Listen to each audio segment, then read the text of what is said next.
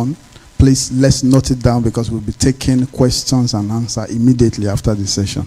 Thanks so much. Good to have you around, Dr. Elizabeth. Yeah, good afternoon, everyone. Good afternoon. Yeah, good afternoon, grandpas and grandma. I am Elizabeth Anoluapo Ajayi,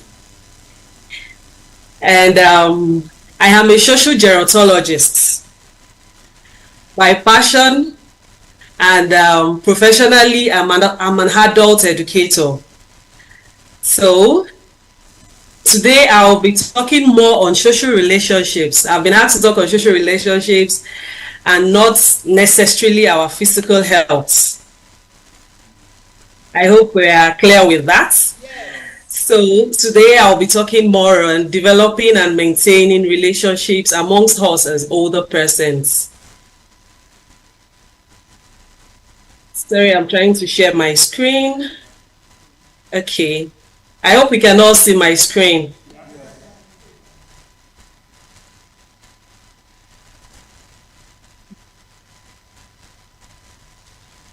Okay, so I'm happy to be amongst us, and I'll be sharing on developing and maintaining relationships amongst us as older persons, which is in line with our theme for the day, that is positive active aging.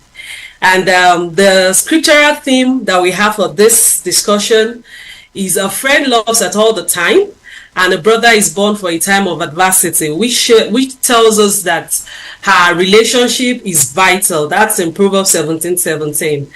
And based on the theme, which is positive active aging, I would say from experience and from research that there are 4 major components that makes you age actively: your emotional health, your physical health, your mental health, and your social connection. A lot of us most times concentrate on our physical health, yeah, but all the same, the social connections we have as an interface with the other 3 aspects. That's our emotional health, our physical health, and our mental health. So today we are briefly going to look at that.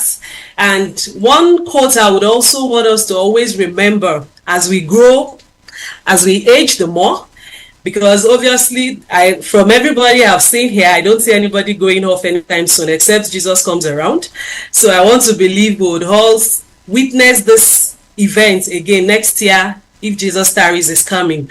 And so as we grow old, it doesn't mean we are letting go, but yet we are embracing opportunities to connect and to support one another as our time ticks, because it is important for that's the other aspect of our lives. And as we grow, social connection is very, very important, because it can deprive us and it can also offer us support, joy, and resilience. And so today we'll briefly look at what we mean by good relationships, what we mean by having positive minds, what we mean by having a good communication, openness, trust, and boundaries, forgiveness, and we'll also have practical activities wherein we can say that we are aging elderly. Okay, so the first thing we are talking about is relationship. When we talk about relationships, what does relationship mean? Relationship is more or less a connection between 2 or more persons, and our relationships can either be positive or negative. And for us as older persons, for the privilege, it's a privilege that if we think back, we will realize that there were a lot of people that were born the same day, the same month, the same year with us, but most of them are not alive today to see 65 years or as old as we have. So it's a privilege that we have grown old, and we have gotten to this stage of being young at heart. And so it also affects our relationships one way or the other. And the major kinds of relationships we have as older persons, we are family members. So we are either a grandma, a grandpa, sister, brother, auntie, uncle. So we have our mother, father.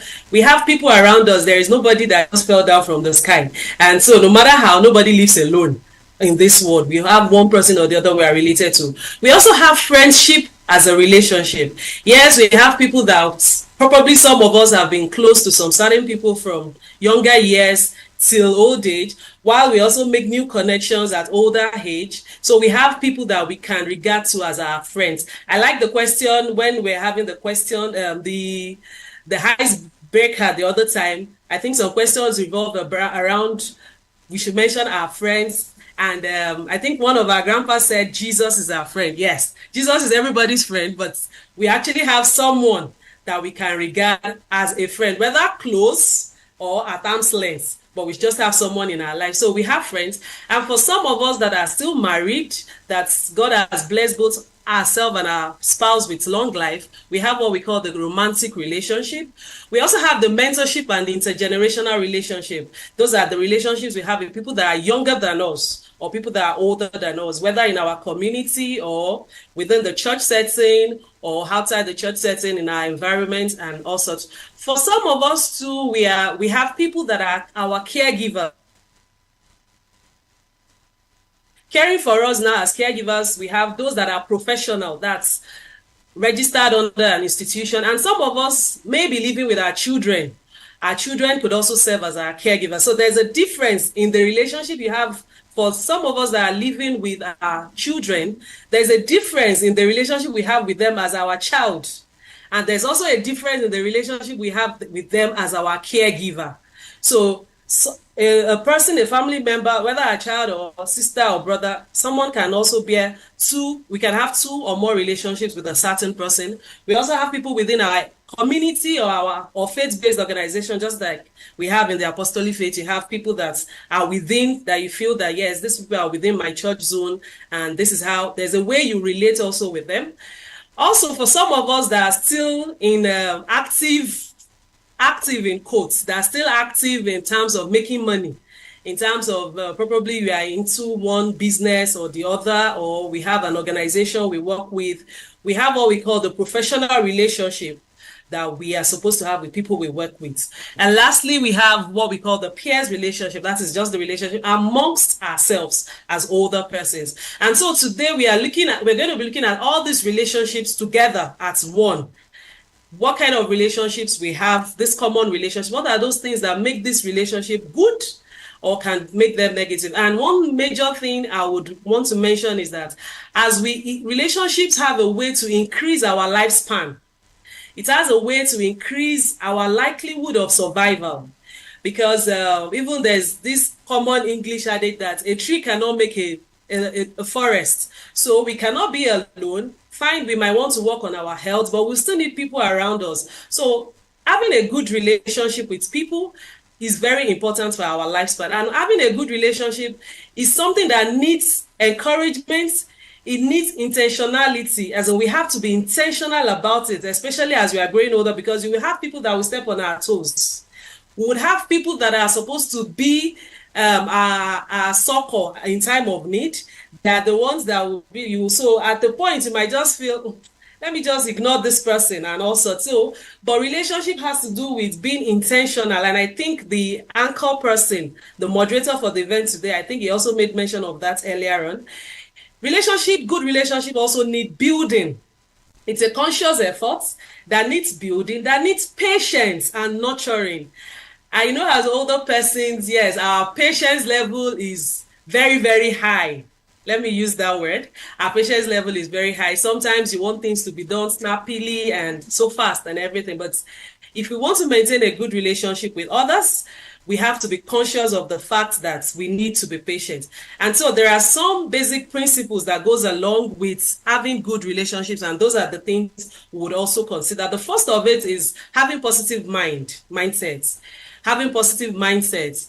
As we grow older, there tends to be, sometimes we want to get moody. And I remember one of the questions that was asked in the icebreaker was also the fact that how do you, I think one of our grandpas told us how he copes when he's in low moods. And so it is normal that even as a young person, there are situations that come across your way that makes you feel you're getting tired of things. Some of us as older persons might have health issues that might want to reduce our activeness, and at sometimes in our life we want to feel we don't really have good, our moods are not good. And when we're on bad moods, It affects the way we relate with others. It affects even the way we perceive ourselves. And so having positive mind is one key variable or a key principle that we must imbibe for us to age well, or for us to have a good relationship with others. We have to learn to focus on the good in ourselves, the good in other people. Everybody is not perfect. That's just the truth. We also have our flaws.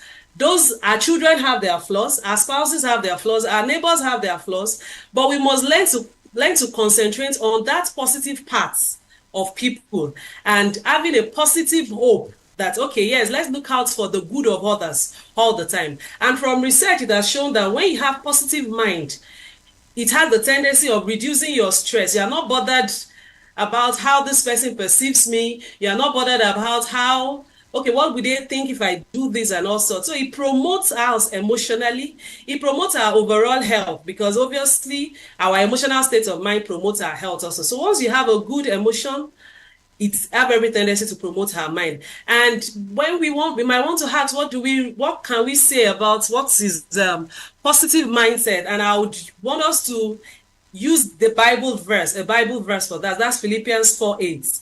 That whatever you find that is true, whatever you think is honest, whatever you think is just, whatever you think is pure, lovely, and anything that is of good reports, anything we think is of a good virtue, that has a virtue, that has praises, those are the things we should meditate on. So regardless of whatever situation we find ourselves, we should be conscious of the fact that, yes, my mindset has to be positive about people. It has to be positive about myself. And so for us to take actions about positive aging, we need to accept our situation, accept whatever situation that comes along the way, accept it with a good faith. But while accepting it, always let's be optimistic that, yes, this situation can always change. This situation will always change. So, but when we get drawn into the negativity of the situation, then we are not planning to have good mindset. And also we should dwell more on gratitude. And I think that is one of the examples that that grandpa gave to us the other time about singing praises when you're moody. Let's think about what God has done for us. It's not everybody that has the opportunity to live long as you have. It is not everybody that is even your age, that is even 65, 80, 66, 67, that are able to do the things that you do. So let's be grateful to God for everything, the journey so far. It helps us to have a good positive mind. Then also let's practice positive speaking to ourselves. Let's tell ourselves good things. I am good. I will be able to do this. Let's be affirmative. Let's learn to use affirmative words for ourselves. It would also help us. Then we should also have a time for critical reflection about thus far life has gone and how you think you could walk around the situation you have presently. And also social connection is something that is important. Learn to speak up when you think you are low. The more you get isolated, the more you get depressed in your situation. So when you have people around you, learn to express yourself with them. And also another principle is having good communication. Having good communication, yes, we can communicate, but our communication might not be good. When you communicate, when you exchange ideas, exchange thoughts, exchange opinions, exchange knowledge with others, and it is not clearly understood, then that means you have not communicated. You have not had a good communication. And communication is very, very important in our relationship. I would give an example of, effective steps for communication. The first one is to be an active listener. From experience and from research, I've come to realize that there are some, as we grow older, we have the tendency of, I don't want to say believing, or I don't want to say thinking. Yeah, we have the tendency of knowing a whole lot of things. We know so much because life has blessed us with a lot of experiences. And so when we see other people talking, we tend to believe that we already know what they want to say. So some of us tend to speak while the person trying to talk is not even at the end of the speech the person is giving. You tend to be forward in quotes, in trying to express yourself and trying to tell the person that, yeah, what you're saying is not correct, what you're doing is not correct. But it's a good virtue to always be an active listener. And I'll use the example of this picture that we have at the right hand side up there. In a typical adult in a typical elderly setting, you have a young person that wants to speak with you, and the person is already placing his legs on the table. The first reaction that comes, I'm happy all of us, I think, yes, all of us from those that have seen in the group today, we are all Africans. So I think it's a general thing that in the African culture in us, we tend to scold this person first for putting his legs on the table, even before listening to whatever he has to say. And so it is normal. It shows probably the person doesn't have courtesy or so. But in the real fact of it, you don't know the situation that warranted him placing his legs on the table. And so it is vital that you don't discard whatever he wants to say because you feel it disregards you, or is not respectful by this kind of positioning. So we need to be an active listener. We need to be conscious of listening. Listening is not just, yes, I just want to hear what he or she wants to say, and that's the end. I'm not ready to imbibe it. Listening is being patient enough to try and grasp everything the person wants to say. Yes, we could make our corrections. There are ways that we could actually politely tell him to put down his leg, using this picture as an example, to put down his leg without stopping what he wants to tell us, because speaking to such a person in a harsh way might not make the person share whatever the person has to share. They've started again. That's how they do, older people.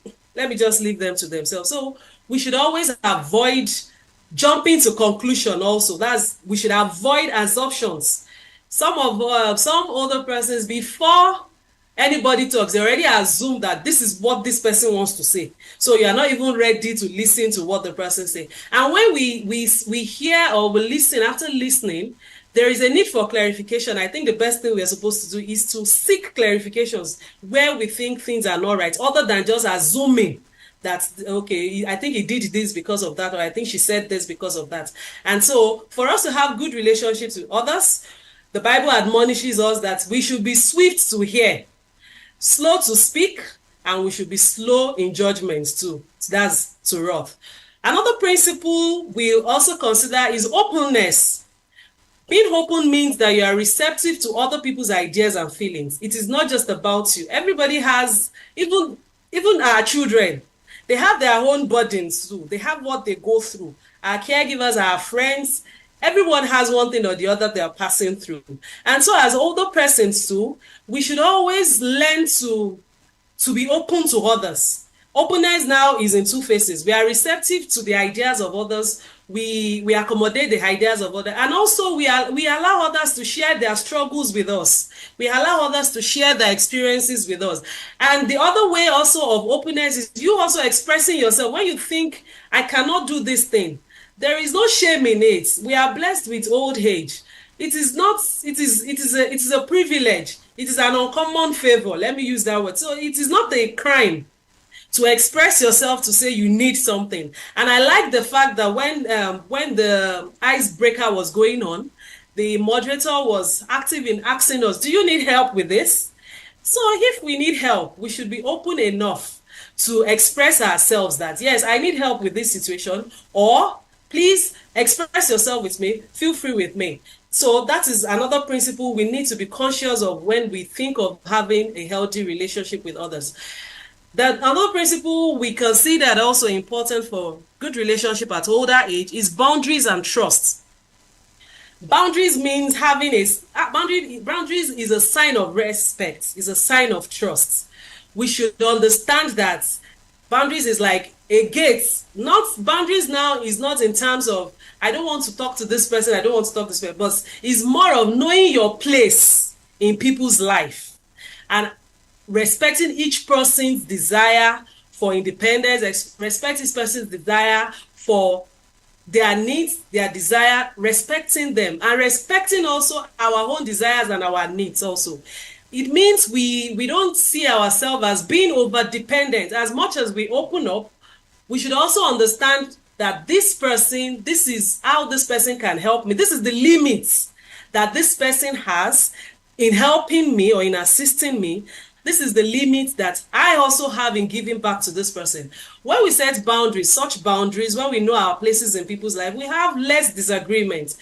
there is the common feel of probably being us being a grandma living with our, or a grandpa living with our children, and there's a discussion going on between the husband and wife, and grandma wants to give her opinion or grandpa wants to give her opinion.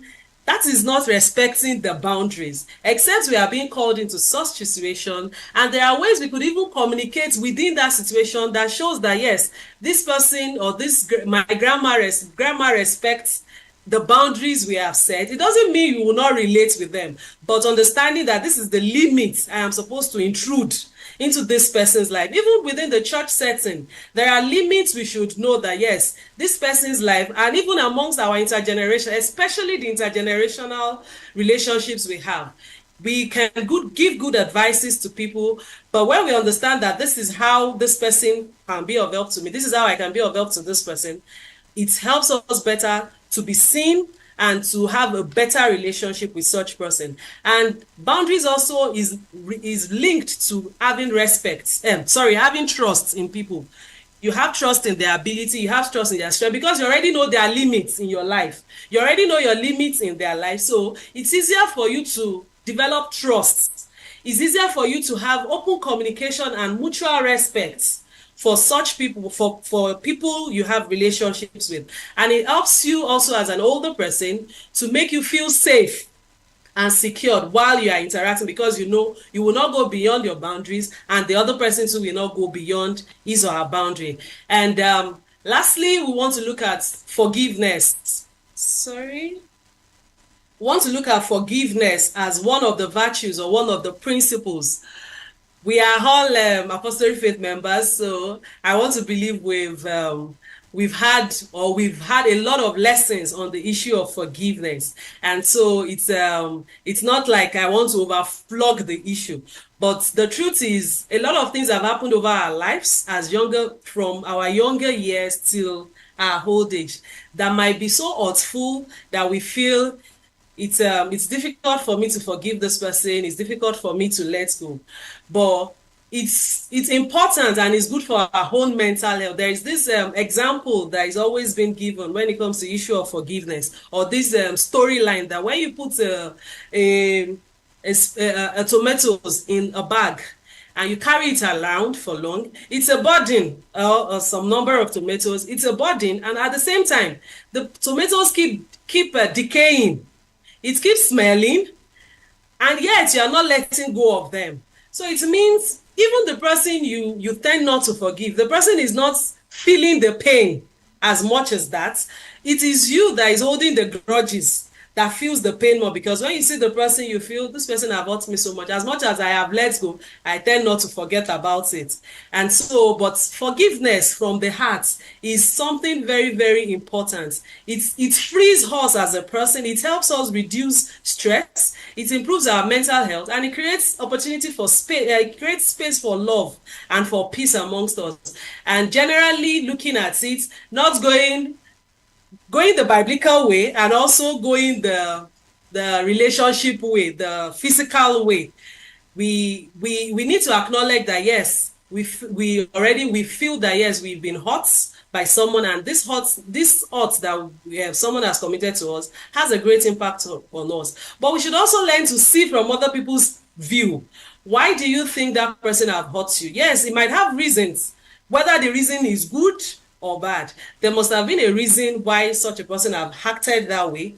And so we should learn to see from other people's view. Then it is a conscious effort. We should be conscious of the fact that we want to forgive this person. We want to let go of this person. We want to let go of this hurt that this person has committed to us, because we know it is good for us. And also we should release it. And there's strong power in confirmation.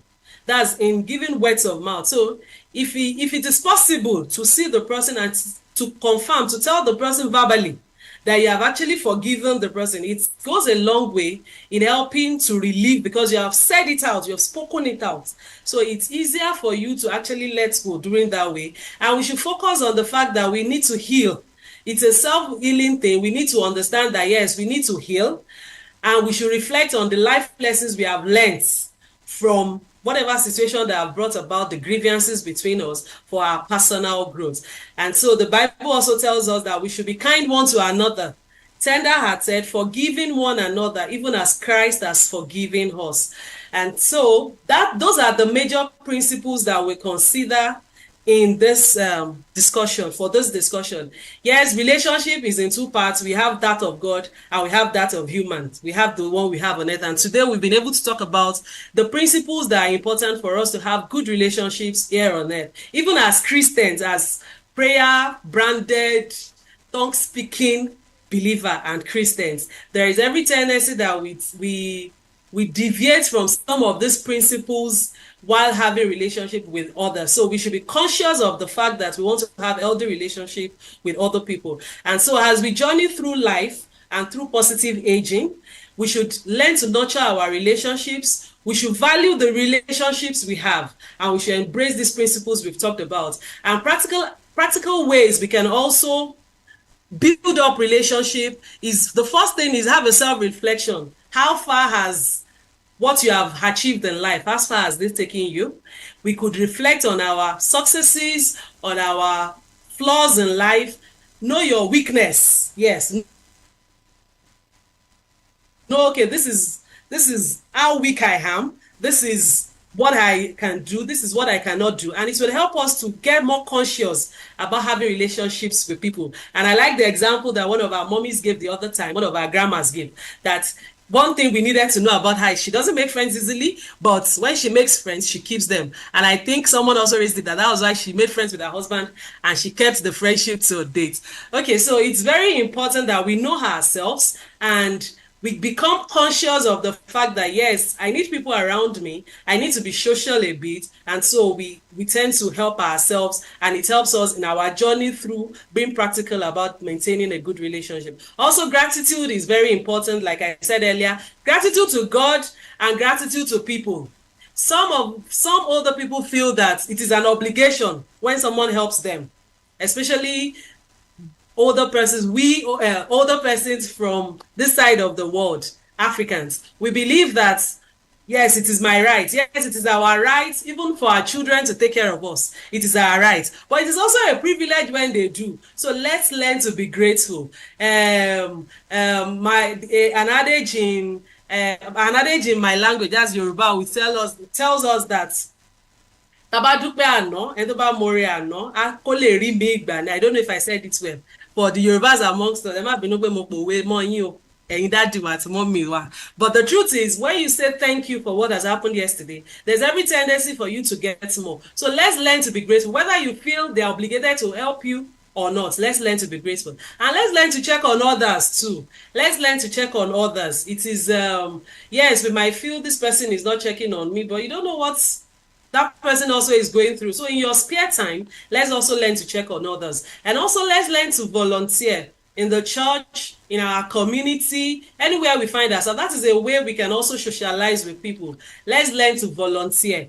When they're in an organization, probably an NGO, a CSO, let's learn to volunteer for them and actively participate. It will give us opportunity to relate with the younger generation. It will give us opportunity to also relate with our peers, and it will help us know more about ourselves and how much we can do. And also we should also try and get a common interest groups, such as maybe a Bible study group, a prayer group, a football club, if we are some that loves to play football, or anything, an association or a group that you think you have a common interest or you are interested in. We should learn to relate with such groups and join such groups. And also we should learn to be physically active.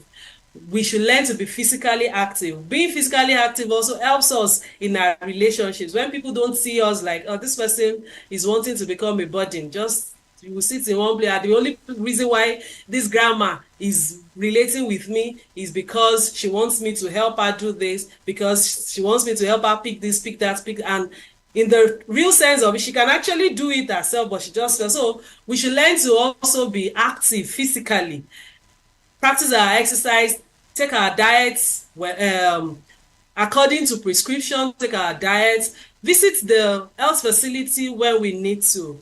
And with doing all these principles, imbibing all these principles in heart and practically doing all this, it is believed from walks of life and from researches with other people that people would actually age better, have good relationships, and will have positive aging, have a longer life than people that don't really practice all these things.